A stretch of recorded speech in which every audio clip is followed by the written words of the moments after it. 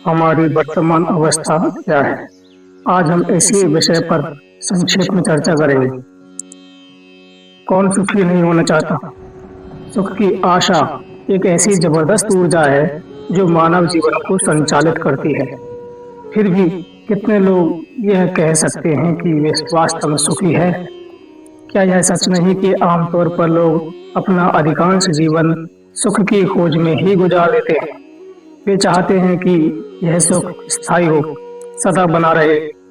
वे सुख को कई तरह से खोजते हैं, रिश्ते नातों में, काम धंधों में, धन कमाने में, भोग विलास में, किताबें पढ़ने में, सिनेमा देखने में, नशीले पदार्थों के सेवन में, बाहर होटलों में खाने में, खरीदारी करने में, सत्ता, लोकप्रियता और यश पाने में।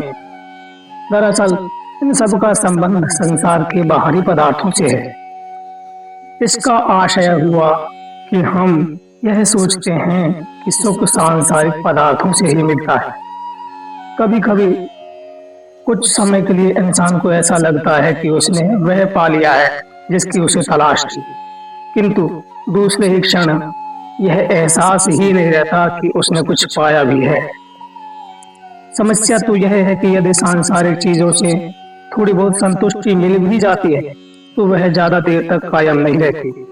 देर सवेर किसी और चीज की जरूरत महसूस होने लगती है और फिर से सुख का कोई नया साधन खोजना पड़ता है। जो मिल गया है उससे तो मन उब जाता है और इंसान एक बार फिर एक कमी सी, एक निराशा सी महसूस करने लगता है। कुछ नया पाने के लिए एक बार फिर वह बाहर संसार में दौड़ भाग करता है।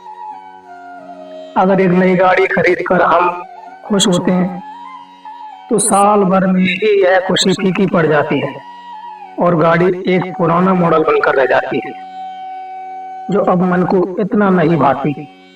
यही हाल रिश्ते नातों, व्यापार, व्यवसाय, मनोरंजन आदि का है और हर उस वस्तु का जो पैसे से खरीदी जा सकती है या जीवन को रोमांचित करती है।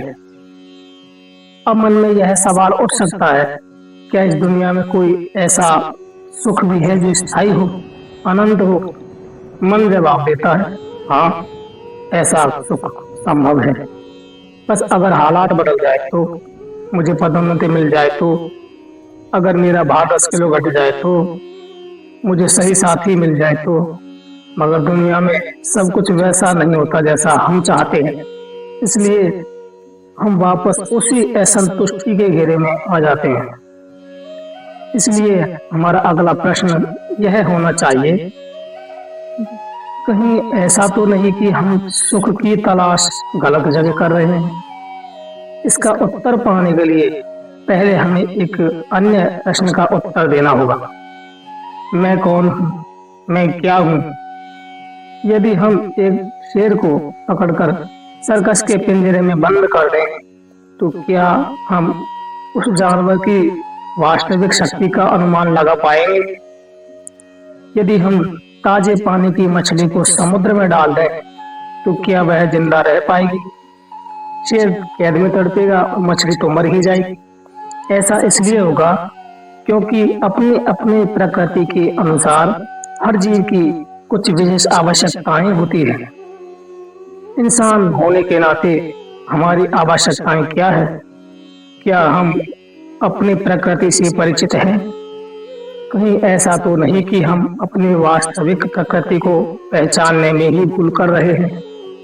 और क्या इसीलिए हम स्थायी सुख पाने में असमर्थ हैं?